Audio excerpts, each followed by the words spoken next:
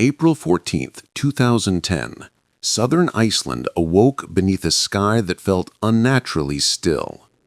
Winds that usually swept across the farmlands had quieted. Birds that normally filled the morning with sound were absent. Even the sheep grazing near the foothills of Eyjafjallajökull behaved strangely, pausing their movements to stare toward the mountains as if sensing something humans could not yet see. For months, small earthquakes had rattled the region, tiny harmonic tremors that hinted at magma shifting deep beneath the surface. But on this morning, the tremors carried a different weight. They came in steady pulses, long and deep, like the heartbeat of something vast preparing to awaken. Below the glacier-covered volcano, molten rock was pushing upward with relentless force.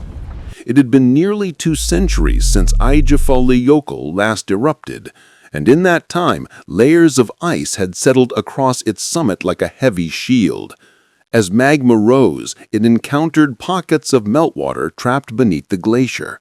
The result was a volatile mixture of fire and ice that few volcanic systems in the world could match. Scientists monitoring the region understood that the pressure was building, but they could not predict the exact moment the volcano would break through the ice. That moment arrived with startling violence. At approximately 1 a.m., the volcano erupted with a thunderous roar that echoed across the valleys. A violent plume of steam exploded upward as magma met glacial meltwater in a series of rapid-fire detonations. Residents living miles away described the sound as the earth splitting open from below. Windows rattled, doors shook on their hinges, dogs barked uncontrollably as the sky above the glacier filled with ash and volcanic debris. The eruption did not begin with lava flows, but with explosive bursts of fragmented rock and ash hurled tens of thousands of feet into the atmosphere. The plume rose higher and higher, a dark column twisting into the night sky. As dawn approached, the sun struggled to break through the dense cloud of ash that now hovered over the region. The air smelled of sulfur and scorched minerals. Fine particles drifted down like black snow, settling on rooftops and fields. Initially, Icelanders believed the eruption would follow the pattern of previous volcanic events, disruptive, but contained primarily to the immediate area. Iceland sits atop the mid-Atlantic ridge, and volcanic activity is a normal part of life. People are accustomed to the occasional ashfall, the trembling earth, and even lava flows. But what unfolded over the next several days would stretch far beyond Iceland's borders and become one of the most disruptive natural events in modern history. The trouble began when scientists realized the type of ash being produced by the eruption. The combination of superheated magma and glacial meltwater created microscopic shards of volcanic glass. Sharp, abrasive particles capable of melting inside jet engines and causing catastrophic engine failure. These particles were light enough to be carried high into the atmosphere where the strong winds of the jet stream could transport them across vast distances.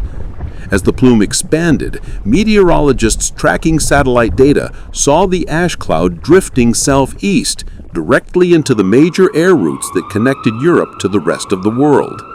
At the same time, conditions near the volcano continued to deteriorate.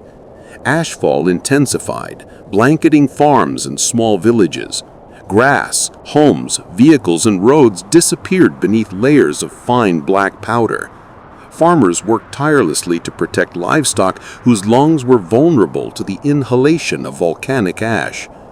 Horses and sheep coughed and wheezed as particles clung to their fur and skin. Residents wore goggles and masks to shield themselves, but even indoors, ash seeped through cracks in windows and doors. The sky grew darker, transforming daylight into a dim orange-tinted haze.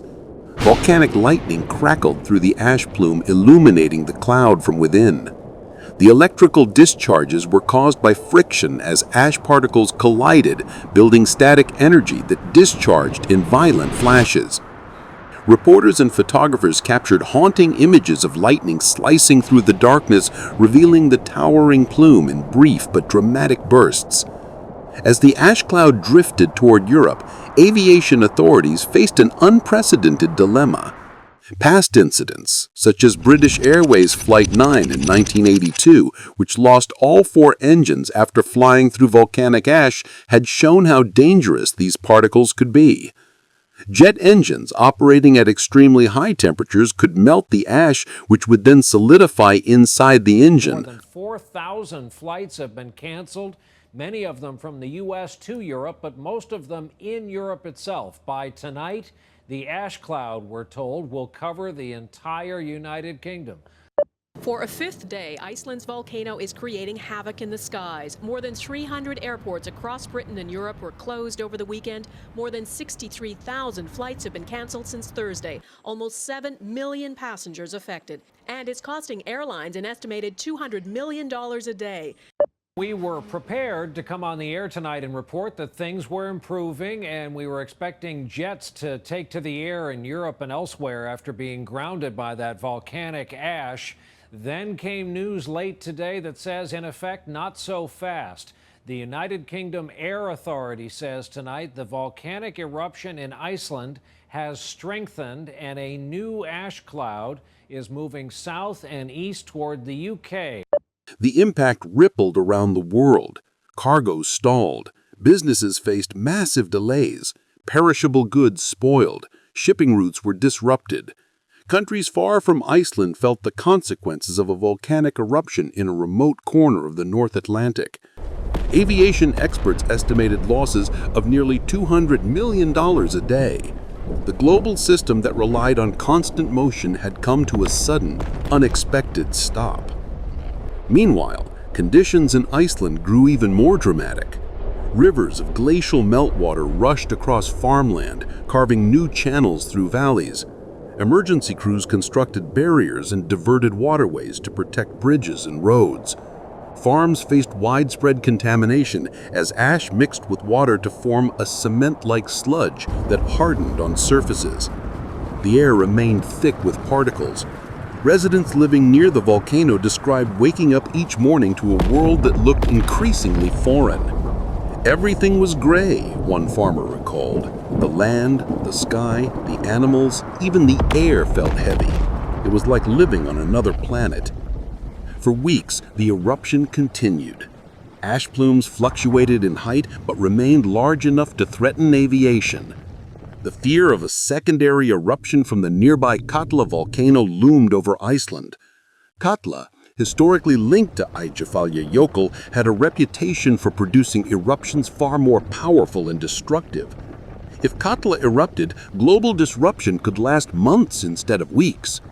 Scientists monitored seismic activity closely, looking for signs of increased pressure. Fortunately, Katla remained dormant. By late April, some European countries cautiously reopened their airspace, but sporadic closures continued as new ash plumes emerged. Wind patterns shifted unpredictably, sometimes clearing airspace for a few hours, only to close it again as fresh ash arrived. Travelers faced uncertainty each day, unsure whether flights would depart or remain grounded. Stories circulated of families separated across continents, business meetings canceled, weddings delayed, and medical supplies rerouted through different countries. One man, stranded in Singapore and desperately wanting to return to the Netherlands, took a combination of buses, ferries, and trains across Southeast Asia and Europe, a journey that lasted more than a week. A group of tourists in Morocco hired vans to drive them through Spain and France after airports closed without warning. A newborn baby in Ireland had to wait for life-saving medication that had been delayed due to the grounded flights. After more than a month, the eruption finally began to slow. Ash output decreased, lava flows quieted, the plume thinned. By mid-May, European airspace fully reopened. The skies gradually filled with contrails once again. Airlines restarted operations. People returned home. But the memory remained vivid. A single volcano, An isolated mountain beneath a glacier had exposed the fragility of global systems. It reminded the world that for all humanity's technological achievements, we remain vulnerable to forces beneath the Earth's surface. The ash eventually settled on land and sea. Fields recovered, roads were cleared, planes resumed flying, but the eruption left behind a quiet, powerful truth. The sky is only ours until the Earth decides otherwise. And on those days in 2010, the Earth shut it down.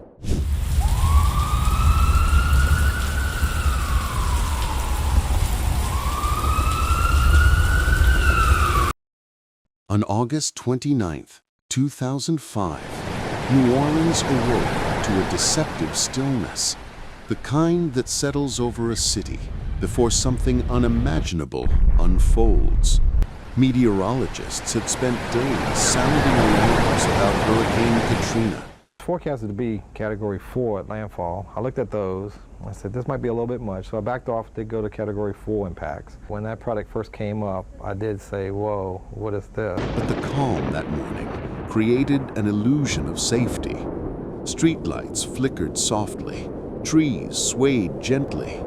The air was thick, but not yet violent. People stepped outside to gauge the sky, unaware that the fate of their city had already been sealed hours earlier when the storm made its final turn toward the Gulf Coast. Katrina's origins were unremarkable. On August 23rd, the storm emerged as a weak tropical depression east of the Bahamas. It barely caught the attention of forecasters. Yet beneath it lay warm Atlantic waters capable of transforming mild disturbances into catastrophic events. As the system organized, meteorologists noticed its structure tightening, feeding on heat with alarming efficiency. Within a day, Katrina evolved into a Category 1 hurricane. It struck Florida quickly, producing rain, flooding, and wind, but nothing to suggest the monstrous transformation waiting on the other side of the peninsula. Once the storm entered the Gulf of Mexico, everything changed. The Gulf's surface temperatures were unusually warm that summer, creating ideal fuel for rapid intensification. Katrina strengthened so quickly that forecasters recalibrated their predictions hourly. Category 2 became Category 3, then Category 4. By the evening of August 27th, Katrina had grown into a Category 5 hurricane with sustained winds exceeding 170 miles per hour. Its massive spiral bands stretched more than 400 miles across, giving it the footprint of a small country. A meteorologist later described the satellite view as a perfect monster.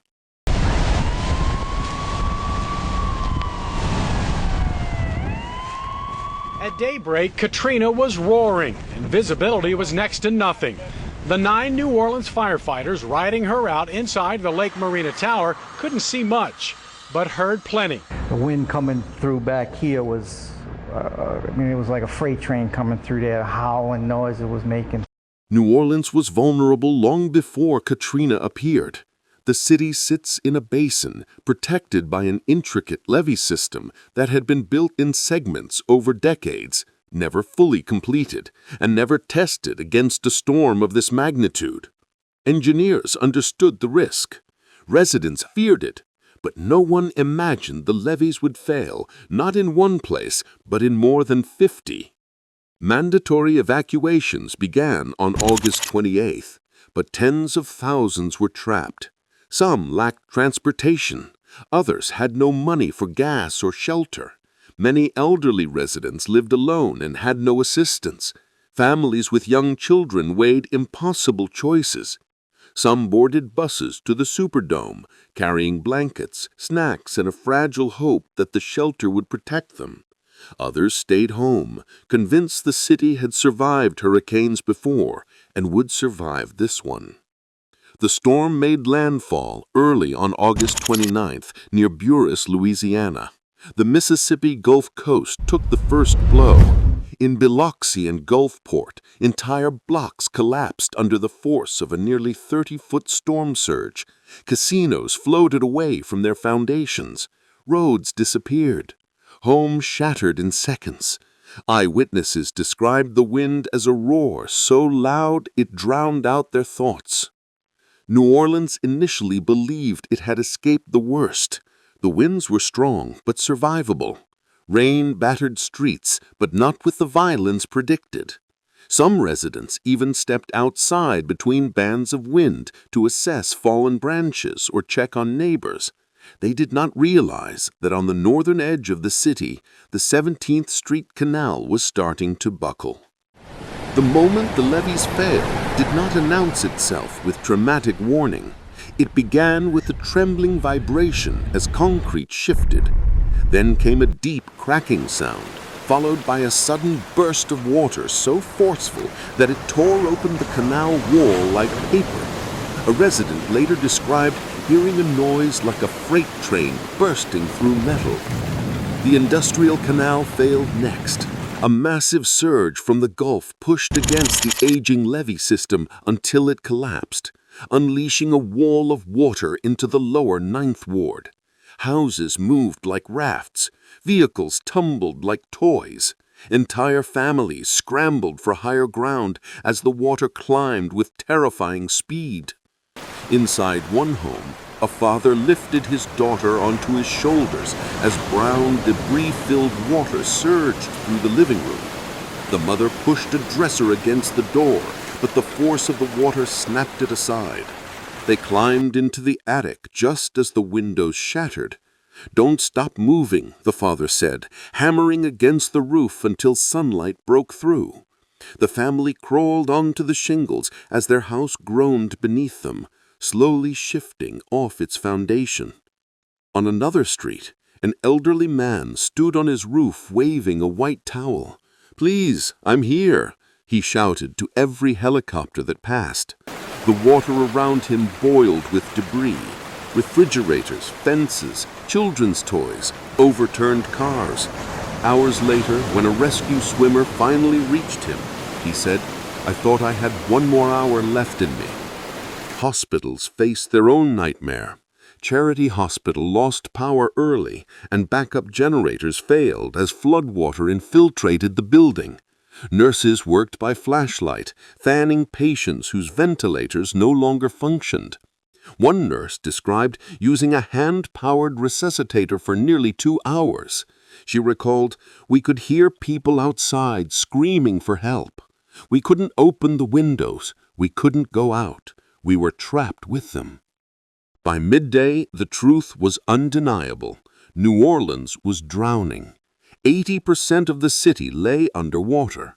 Some streets disappeared beneath 10 feet of floodwater. The Superdome, meant to be a safe refuge, became a place of desperation. Toilets backed up.